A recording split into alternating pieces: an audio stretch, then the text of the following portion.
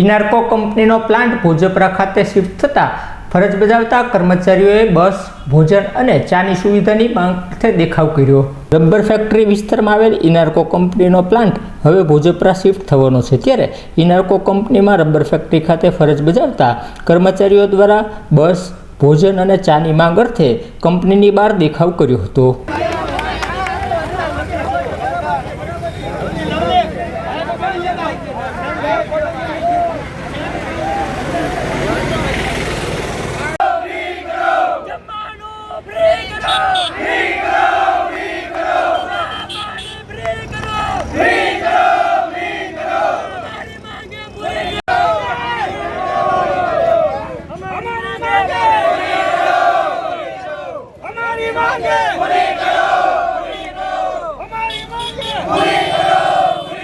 મારું નામ પ્રિન્સ ભરતભાઈ મકવાણા છે। હું ઇનાર્કોમાં 15 વર્ષથી જોબ કરું છું। અમારે અહીંયા કેવો ઇસ્યુ છે કે બીજો પ્લાન્ટ કરી દે છે ત્યારે શિફ્ટ થયો છે, ત્યાં અમને 3 બેનિફિટ જોવે છે। એક બસ ફ્રી જોવે છે, કેન્ટીનનું ભાડું જોવે છે અને જમવાનું ફ્રી જોવે છે ને ચાના કૂપન ફ્રી જોવે છે। અત્યારે એ લોકો દ્વારા બસ ફ્રી ના પાડે છે, કેન્ટીનની ના પાડે છે અને ચાના કૂપનની ના પાડે છે અને પ્લસ 12 થી 15 વર્ષથી બધા કર્મચારી નોકરી કરે છે, કોઈ પણ જાતનો બેનિફિટ આપતા નથી। જ્યારે સીએલપીએલ ના પૈસા હોય ત્યારે તે બહાર આવી રીતના ટોળું ઊભું કરાવે છે। બધા નોકરી મૂકી દેશે।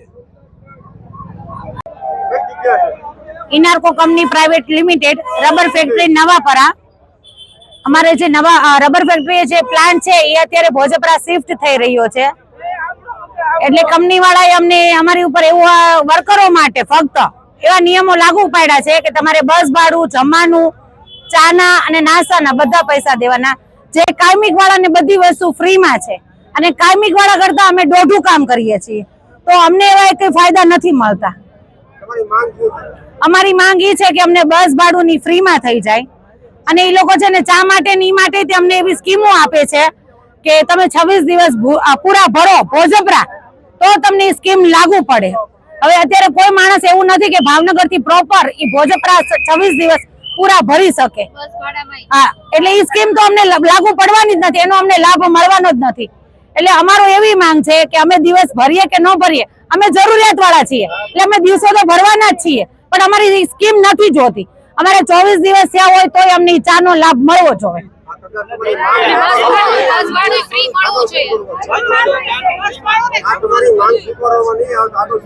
તો અમે જે બધા જેન્ટ્સ છે, લેડીઝ છે, અમે બધા એક નિર્ણય લેશું અને એ અમે જે બધા વર્કરો છે એ જે નિર્ણય લેશે એ માર્ગ ઉપર અમે ચાલશું।